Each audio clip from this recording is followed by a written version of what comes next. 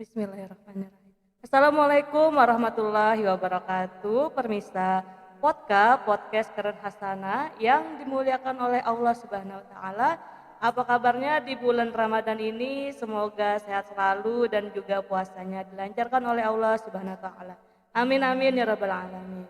Baik, dalam acara podcast kali ini saya akan berbincang-bincang dengan salah satu narasumber, ada Ustazah Emma Megawati. Beliau adalah salah satu pengajar di SMP IT Keren Hasana dan juga wakil kepala sekolah SMP IT Keren Hasana Banjarbaru. Apa kabar saja Emma? Alhamdulillah kabar baik. Puasanya bagaimana saja? Alhamdulillah lancar. Semangat. Semangat, alhamdulillah. Baik pemirsa semua, hari ini kita hari ini Ustazah Yahya akan berbincang-bincang tentang tema keutamaan membaca Al-Quran. Betul sekali. Nah Ustazah, saya mau bertanya, apa saja keistimewaan beribadah di saat bulan Ramadan Ustazah? Oke Ustazah Okta.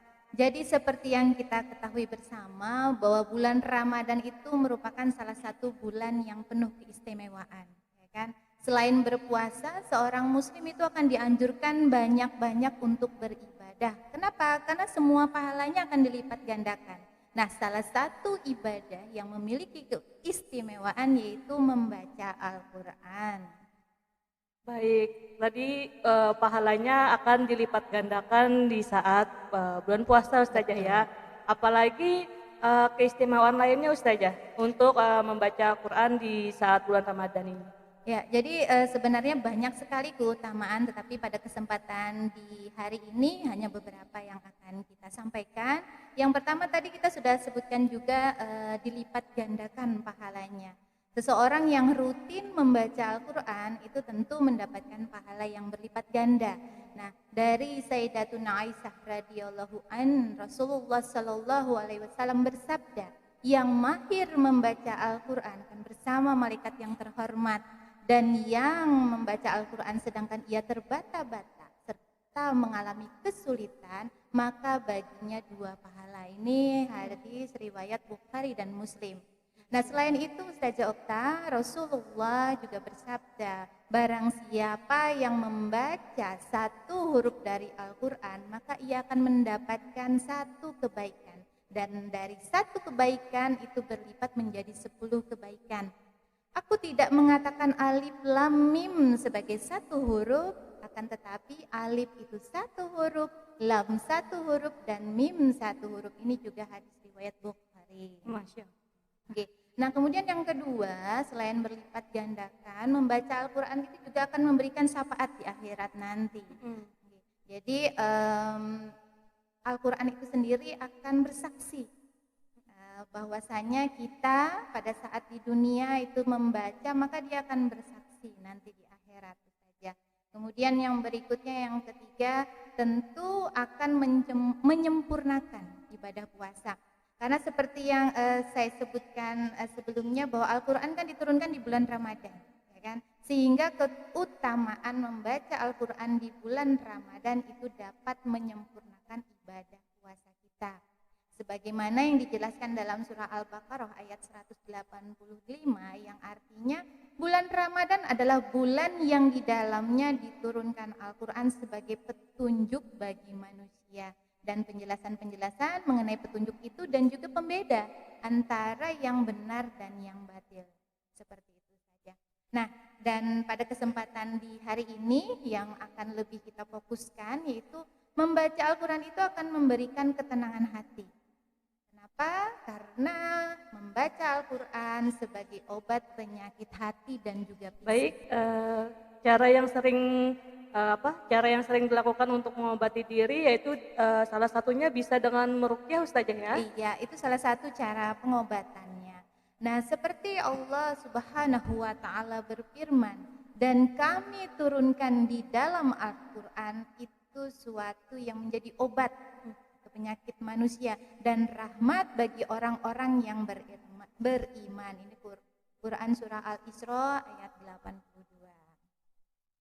Nah, saya juga pernah membaca jurnal penelitian Ustazah Okta, ada dokter ahli jiwa, Dr. Al-Qadi.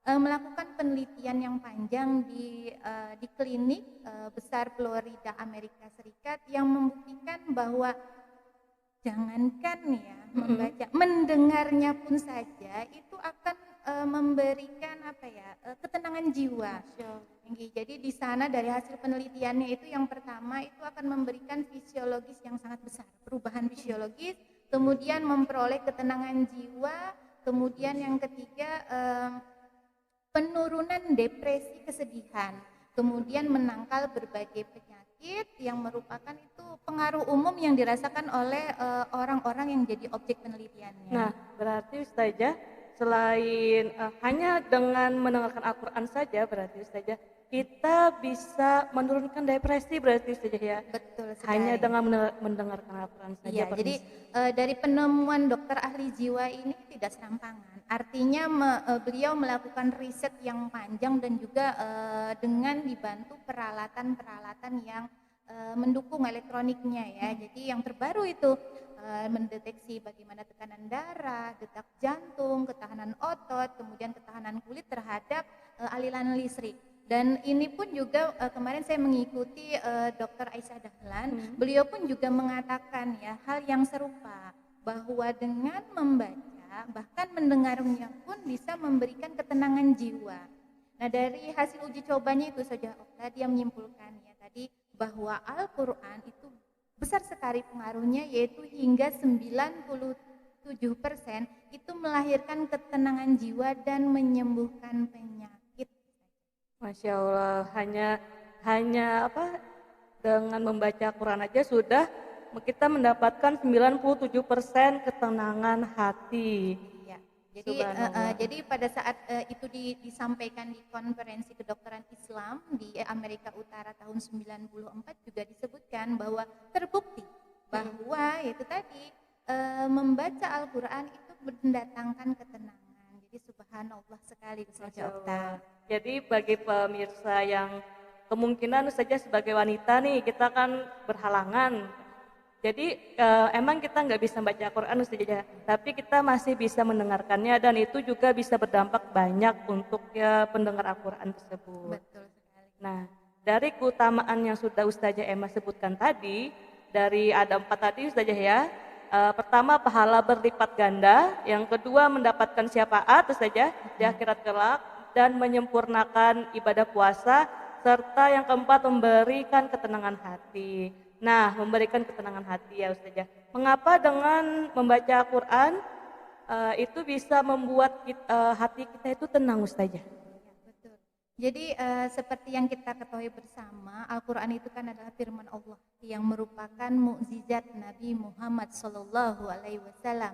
Dan sudah banyak diakui dan dibuktikan bahwa Al-Quran itu memuat informasi ilmiah yang tersirat maupun tersurat, ya kan, yang baru diketahui setelah ratusan ribu tahun yang lalu. Nah, dan sampai saat ini itu masih diteliti.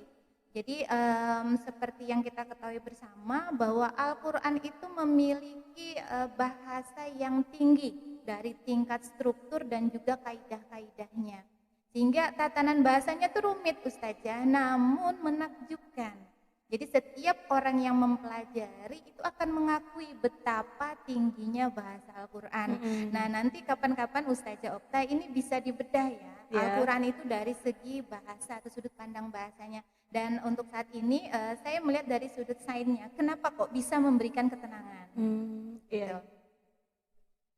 Jadi kalau kita lihat tadi kan sudah kita sampaikan bersama bahwa siapa yang membaca itu akan memberikan kebaikan, ya kan. Nah, jadi untuk Al-Quran sendiri itu setiap kalimat yang dibaca itu harus benar-benar diperhatikan, panjangnya, pendeknya, ya kan ya. Artinya harus benar-benar diperhatikan. Kenapa? Kalau hurufnya kita panjangkan sebenarnya pendek, itu akan merubah arti. Betul tidak Ustazah? Betul.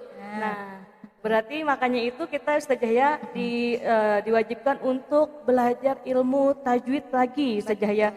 Karena dari harakatnya cuma satu atau harakatnya dua itu kita kalau salah membaca akan salah mengartikannya guys Ustazah ya. Iya, betul. Jadi berbeda dengan bahasa yang lain bahwa Al-Qur'an ini sangat presisi yang menunjukkan pembacanya harus melakukan dengan benar. Jadi berbeda makrotnya, panjang pendek atau matnya dalam membaca dapat artinya pun berbeda. Sehingga tidak ada bahasa di dunia ini yang apabila dibaca panjang pendeknya itu akan berbeda arti. Iya. Namun hanya Al-Qur'an yang dapat memiliki makna yang berbeda. Masya Allah. Nah berarti bagi pemirsa yang membaca Al-Quran, kita pelajari lagi ilmu tajwidnya agar lebih sempurna lagi bacaannya Ustazah ya. Betul sekali. Demikian juga dengan pengaturan napas saat membaca Ustazah. Jadi bahasa-bahasa lain itu tidak memiliki kaidah. Tetapi pada saat kita membaca Al-Quran, kaidah kita bernapas pun itu harus diperhatikan. Orang membaca itu boleh dipanjangkan, harus berhenti atau diam sebentar. Jadi kaidah yang aturan seperti itu tuh harus diikuti. Kenapa? Karena untuk saat orang berhenti kemudian bernapas sejenak ya kan atau memang harus stop itu kondisinya secara sains itu diasumsikan sebagai kondisi hypoxia intermittent. Hypoxia intermittent. Jadi hypoxia intermittent itu tingkat sedang pada awal kehidupan itu dapat mempercepat perkembangan otak dan meningkatkan kemampuan yaitu berkaitan dengan peningkatan neurogenesis ya. Neurogenesis itu artinya proses pembentukan sel-sel saraf otak. Itu biasanya terjadi di dalam kandungan Ustazah Okta. Jadi kalau kita sedang hamil dulu kan sering disuruh memperdengarkan lagu-lagu Latin ya. Instrumen-instrumen. Nah, sekarang itu lebih diarahkan untuk mendengarkan Al-Qur'an. Nah, jadi seperti itu. Nah, kembali lagi Ustazah, hubungannya ke ketenangan jiwa. Secara fitrah kan seseorang memasuki usia lanjut. Artinya dia mengalami penurunan fungsi otak. Nah, seperti surah Yasin ya, surah Al-Qur'an di surah Yasin ayat 68. Dan barang siapa kami panjangkan umurnya, niscaya kami kembalikan dia kepada awal kejadiannya. Maka mengapa mereka tidak mengerti? Artinya kalau kita sudah masa lanjut usia, maka kita itu seperti anak kecil lagi. Iya betul. Betul kan ya? Betul. Nah, artinya kenapa memori kemudian fungsi otak sudah menurun. Nah, tetapi ya Ustazah Okta jangan takut. Kenapa? Karena dari buku yang saya baca itu dari hasil jurnal ya di American Journal of Alzheimer Disease and Another Dementia yang dilakukan oleh para ilmuwan ini pada hewan dan diuji cobakan juga kepada manusia bahwa intermittent hypoxia atau hypoxia intermittent ini justru dapat memperbaiki fungsi otak Ustazah. Masya Allah. Iya. Nah berarti ini Ustazah ya, sebelum terlambat kan kita masih muda, insya Allah akan menginjak di masa tua. Sebelum terlambat biasakan sejak sekarang itu membaca Quran Ustazah ya, untuk menghindari Alzheimer, penyakit Alzheimer. Jadi betul sekali. Jadi dengan kita melakukan rutin membaca ini, maka intermittent hypoxia tadi itu dapat meningkatkan oksigenasi cerebral. Artinya pensuplai oksigen ke otak. Makanya untuk membaca itu harus benar-benar. Nah, di situ ternyata sainsnya. Jadi hubungan antara Al-Qur'an dengan sains itu sangat keterkaitan. Nah, jadi seperti itu. Dan ini hasilnya membuktikan terjadinya peningkatan memori dan perhatian jangka pendek ya untuk pasien usia lanjut atau lansia. Masya Allah. Oke, jadi kalau kita perhatikan di sekitar kita Ustazah, kan ada para hafizoh, kemudian ulama, kemudian orang-orang yang konsisten membaca Al-Quran dengan benar, bahkan para manula yang memang sholatnya itu terjaga, maka itu diyakini mampu mengurangi atau menghindari dari yang namanya penyakit pikun. Masya Allah. Nah, jadi seperti itu. Dan yang tentu tadi disebutkan juga adalah membuat ketenangan jiwa, Ustazah Okta. Intinya itu Al-Quran itu akan membuat kita lebih tenang saja ya. Betul. Karena kan akhir-akhir ini kan dunia ini semakin memanas gitu saja ya. Jadi perlu ketenangan hati, Iya. biar tidak depresi gitu Betul. saja. Jadi kalau kita lagi galau, ya kan gabut ya Mm-mm, istilah gabut, anak-anak sekarang, gabut, ya. maka nggak usah misalkan belum bisa membaca nggak apa-apa. Sekarang banyak HP, Ya. murotal bisa didengarkan Mm-mm. melalui headset. Ya dalam keadaan sedih, sering-sering membaca atau mendengarkan itu akan memberikan ketenangan jiwa kita. Masya Allah.